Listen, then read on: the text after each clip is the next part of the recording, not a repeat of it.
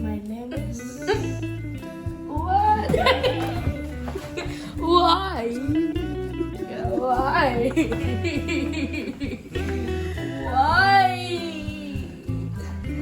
My name is Samuel.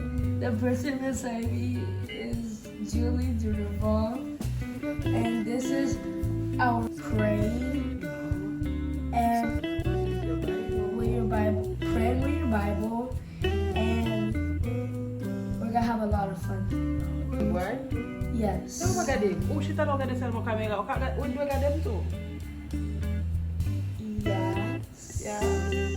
So, ki lot moun kap geye nan lo ap fe video, tako lo ap arive, montre lo si moun yo, koman ou fe noodles.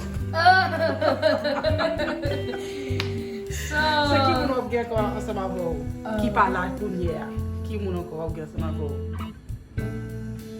Emmanuel. Yes. Ki moun ap geye ansama vo. Jean-Pierre Poinel Durval. So the kids are sitting with mommy, daddy, grandma. Mommy, daddy, grandma, brother, So sister. c'est des Sasha and love. This is En général, la yon in general, is it's for kids. It's gonna be a grown-up kids video. for little kids too. And for little kids who you have with you. Or if you don't have any kids yet, It's still going to be It's fun still- for you to watch. it's still going to Why be you don't parler fun. créole? That Just qu'on y a translate tout net en créole pour moi. say what? And that's gonna be a bit difficult to do. Ok, thank you.